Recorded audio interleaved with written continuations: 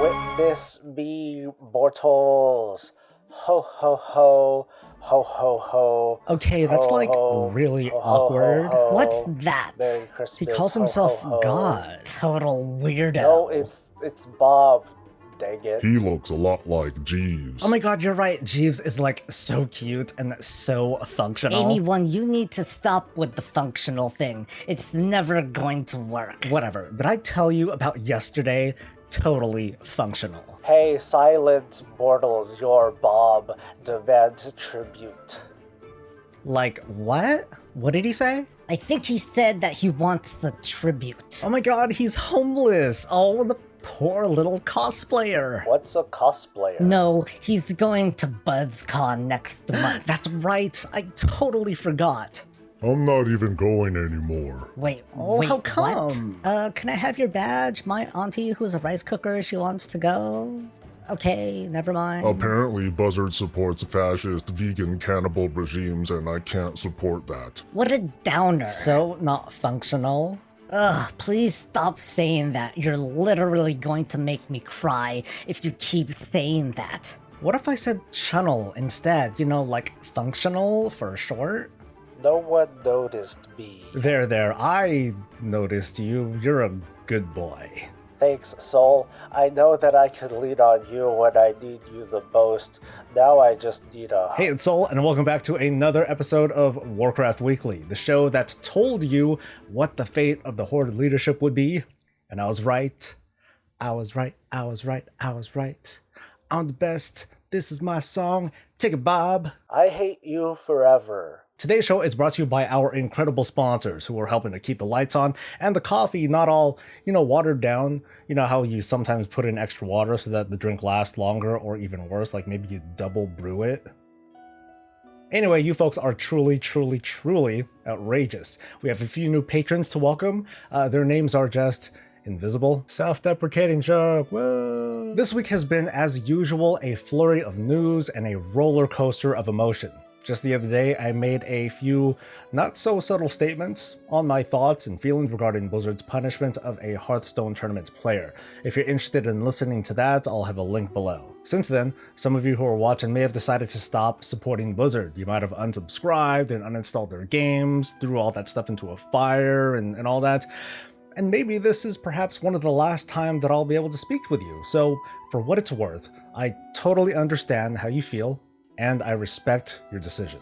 So, while the more corporate side of Blizzard deals with the fallout of what is pretty much their own making, over on the World of Warcraft front, holy moly. Not only did we get an 8.3 reveal this week, hosted by none other than Ion Hazzikostas for Jeremy Fiesel because he was on vacation, but the 8.3 PTR is out now, much sooner than my previous expectations. On top of that, on the same week, another PTR build, bringing us more info, more speculation, and more to sink our hungry teeth into. While Classic fans were not ignored though, Ion also announced that on October 15th, the Dire Maul instances will open up separately from Phase 2 of the game, which is still expected to start towards the end of the year. I covered a pretty good chunk of what 8.3 is going to offer, from the new essences to the heroic, the Orgrimmar and Stormwind divisions, yeah. I even covered some speculation on the newfangled whispers of the old gods that were data mined earlier this week, and the Volpura allied race, and the Mechanome allied race. Speaking of allied races, let's jump straight into this week's What of the Week. But in light of all the up and down drama that's been going on over the past couple days, we're gonna keep this one short and sweet and kind of brutal. Have you seen the playable Volpura race? It's not playable, dude. Stop fucking memeing on me, bro. I mean, dude. If Volpura become a playable race, I'll eat my own ass on stream. What was that? You get it? I did like the what, and then I followed it up with a... Oh, anyway. Here's the male and female Volpura dance just to, rub it in. Hey, Soul. Yeah, what's up? How does one eat their own ass? With a spoon? What? But let's not forget about our future metal friends though, with their own custom dance that is clearly Canadian salsa. And there is still a lot more to go over. Some of it I'm going to cover next week, such as the auction house improvements. But today we're going to go over some kind of non-spoilery stuff like the armor sets that are coming out of Nyalotha, the Waking City. So we're starting with the cloth set, and we kind of figured that right when the Nyalotha raid was announced, yeah, we figured that the raid sets would look, they would have a very old god, a Lovecraftian sort of feel, and all of these sets, I already looked at them, I'm just going to take a really close look now, all of them pretty much fit this theme. I always like the kind of faceless look, that sort of blank look. It takes me all the way back to Putris, from Wrath of the Lich King, how he had that weird kind of, I can't even describe the shape. It was like a beak, and this is not exactly the same look, but just that faceless look I really dig. As always, I'm using a blood elf when it comes to these sorts of postures, so you always see the shoulders look a little bit more narrow than normal. So I'm not all that fond of the obvious clipping that you already see between the shoulders over there and the helmet. And then of course there's the damn blood elf ears that always peek out of everything and appear to be the hardest substance in Azeroth. But I do like the color scheme here, that kind of sort of mutes out what is otherwise still a really outlandish look. I mean, you got tentacles for shoulders, you got tentacles like coming out of your face as if you look possessed. It's pretty neat. I dig the belt. I like the 3D effect that we get out of here. Not so much the robe though. You can see like right here, oh, look at those feet. I didn't notice that before. I like those crazy those crazy toe stompers right there. That's pretty neat. But anyway, back to the robe. I'm still not fond of the shape. I mean, you can see here that there are tentacles that are supposed to be kind of being dragged down, but obviously it's a flat texture. I think it'd be really cool if somehow, some way in the future, we can see an effect where you can just see like just tentacles and not this texture here in the middle, which is just there really to fill space. Overall though, this has a really cultist look kind of feel. I like it. Holy cow, this is gross, like really gross. So wow, how to take this in. I'm not fond of robes, or I'm not fond of like the long dressy sort of look. I really hope that someday soon Blizzard will improve on this sort of texture. It's so played out, it's so done. Here's like the fake tentacle texture that turns out to just be nothing but a texture and not an actual tentacle tendril sort of looking thing. But oh well. Toe stompers are not nearly as prominent as the cloth ones, but that's okay. But what freaks me out here, if you look at the chest, I mean, you see tentacles there and here and such, but it almost has this kind of flayed look. Like if it wasn't for this, if it wasn't for this right here, which made it show like tentacles, it almost makes it look like this person's skin got ripped off, and this is like muscle or really awkward looking muscle threads. But this, wow, leather, you look so corrupt. You look so taken. So took. It's like, how could a druid wear something like this and talk to someone with a straight face? Yes, let's talk about how to heal the planet, as you have this helmet that is pretty much eating your face. It's at a different level of the tentacle face one, because this one has, it's crazy with the teeth and everything. It looks cool, but it's also a kind of gross me out, sort of like, I don't know. I can see a lot of people not liking this set. Okay, now the male set. The whole argument about, hey, we really want to have class sets back, we don't like, this whole thing, Blizz, please fix it. I think it's mostly coming from the male wearing crowd, because I feel kind of bad. I feel as if throughout this entire expansion that male has been kind of screwed. I don't know if I'm alone when thinking that, but I'm sure that a couple of you at home and on the toilet feel the same way. Oh my god, the thing moves. Ooh, I like the belt though.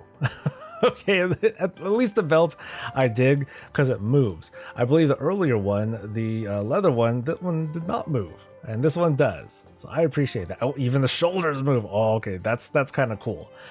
The helmet leaves a lot to be desired though. It almost looks as if it's not done. Although historically, I've seen that when I've done initial looks in game for how new armor sets look, they're done. They're pretty much done. There's like small adjustments here and there that are made. And another robe thing.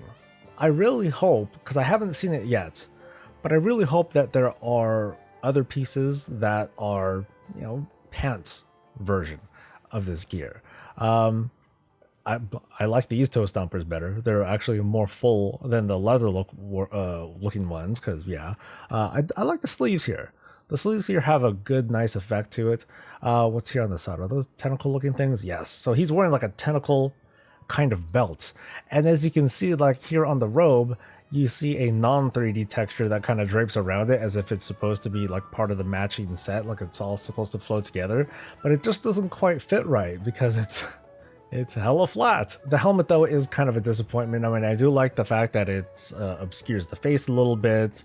It has a kind of intimidating look, but it's like half a helmet. I can still see plenty of the face and of course the ears as always. And it makes my brain look really big because it's like there's extra plating on the back. Anyway, it's okay, but I can definitely understand if male wearers are just not happy with this set. It's almost like Blizzard looks at this, that it almost looks like Blizzard does male last. I think I said just earlier that I thought male was looked at last when it came to creating the tier gear. I think that plate was looked at first though. This looks cool. I know it looks like disgusting as heck too. Like people would freak out. It has this kind of, I don't know, like I look like a freaking alien from Halo or something, like, shoot me down. But as for like the overall look, this looks so freaking cool. I mean, the tentacles, they're kind of like pulled back as if it was hair. Meanwhile, on the shoulders, I don't like shoulders. You have tentacles that are trying to break free and all that. It's like you're trying to contain the beast inside, but you're barely able to. But yeah, these lines are like super clean looking. Plate bias, obviously. The belt it's funny because that the belt is very muted compared to other like crazy belts that we've seen. We have these jewels that adorn like the joints or each of the pieces on this set, as opposed to like a big eyeball or something. So it has a different look, or it has a similar theme to the cloth one that I first showed at the beginning of this feature. But I dig the helmet, the faceless look to it. I really like that. It's overall, I think it's awesome. It looks really cool. And while we're on the subject of models, let's take a look at one of the most already beloved mounts in WoW, the alpaca, which is Off to Wowhead. Off to Wowhead. I think the people are right. This thing is cute. Hey, what's wrong?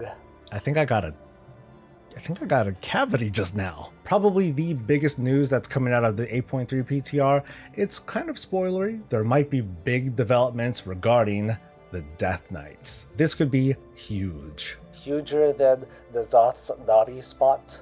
Dude, could you stop putting mosaics on random things, man? Anyway, possible big developments on Death Knights, or I guess to be more specific, the Knights of the Ebon Blade. Data mining has uncovered many types of NPCs sporting this Death Knight looking gear. Wowhead was able to construct models using this data, and here's what we've got. The current set of allied races in a kind of Death Knight look. Keep in mind that who you see are NPC models and not player character models. Those kinds of characters are built a little bit differently in the game files. Certain broadcast text corroborates what is now all but certain. There will be, at minimum, some sort of update with the Knights of the Ebon Blade. I suspect that in the new future, finally, new races, including allied races, can roll as Death Knights.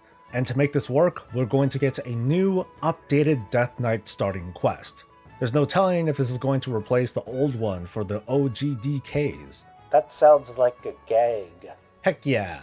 But even though it's a bit weird to see a Maghar orc running through Ashenvale and fighting Garrosh Hellscream's war, it's probably even more weird to see like a Pandaren or a Lightforged Draenei assaulting Light's Hope Chapel. In fact, come on dude, Lightforged Draenei Death Knight? You'd figure that they would explode before something like that were to happen. But hey, video games! I am surprised that this much information is now on the PTR before BlizzCon. Like, I thought it would be logical to hold back at least some of this data before the expansions reveal, but really, who doesn't think that we're not going to encounter the Lich King or encounter something in the Shadowlands? But there's still something looming, a thread that doesn't seem to have resolved itself, at least not yet. Doesn't this still, like, kind of hurt? Or is it just part of the planet now? Azeroth plus sword in backside, if the desert is her backside. I don't quite know how Titan pre-woke anatomy works. Anyway, back to actual speculation. What is in store for the Knights of the Ebon Blade? Because if what we're seeing is true, Bolvar is raising even more Death Knights beyond his work during the campaign against the Burning Legion. However, they are working in the interests of Azeroth. So something is going to happen that would give Bolvar the opportunity to raise a bunch of the first, the second, and the third generation of allied races who weren't even a part of the faction war. But maybe, and here's the exciting part, but maybe we're looking at this the wrong way. So imagine this, folks, and by the way, this is pretty baseless speculation. It's fan fiction. But what if, say in patch 8.3.5, and by the way, there are in fact files that are labeled as 8.3.5, which totally creams my theory that we would skip patch 8.3.5 in this expansion. What if in 8.3.5, one of the main features of the patch is that now allied races can roll as Death Knights? And when you start this new allied race Death Knight character person, you don't arise in front of the Lich King, but in front of Sylvanas instead. Ooh, but let's throw out a little bit of logic, okay? Let's kind of push some of that obvious stuff aside and pretend that you begin your Death Knight experience risen by the Valkyr commanded by Nathanos, or by Sylvanas because she has that crazy shadowy death magic, or even Helya, who may still be in league with Sylvanas and has some pretty awesome death powers herself. It could be a number of other characters like Bunsamdi, or Odin, or Aegir, or someone who has control of death. At any rate, what would happen in this new experience is that you learn the ropes as a Death Knight, you gain abilities and talent and so on, while doing, well, in the case of Sylvanas, you'd be doing morally gray things. But in the end, someone saves you, like Darien Mograine or Bolvar the Lich King himself. You're then cut loose, at least sort of, to go back to the Knights of the Ebon Blade over in Akris, and then declare your allegiance to your given faction. There are a ton of flaws in this little bit of speculation, I know. Lots of technicalities, and how do you do this, how would this work, what level would they be, yada yada yada, but wouldn't that be kind of cool? No, I still hate you. I don't know, but I encourage you to share your thoughts in a comment below, and that's the show. It's been a busy week with the news and the drama, and after this recording, I think this is like the 8th video that I'm doing this week.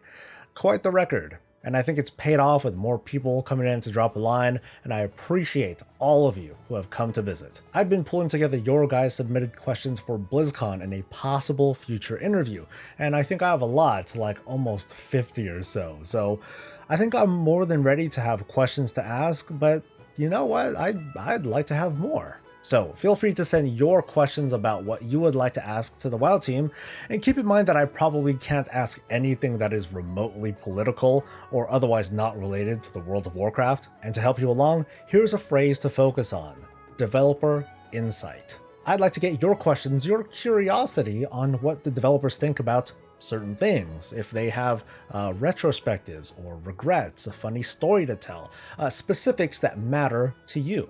Share that in a comment below, and then I will tailor that into a question that I will ask at BlizzCon, if they let me. So that is going to be it for me for this week, but stay tuned next week for more PTR coverage and probably some lore related bits, because there was a lot this week. I'm always eager to have discussions with you all. Of course, don't forget to like the video if you enjoyed yourself, subscribe if you haven't already, and maybe consider becoming a patron to show some extra supports, and maybe I could work in a bit less of a claustrophobic space. But I'll see you next week. Until then, stay safe, stay happy, and stay breezy.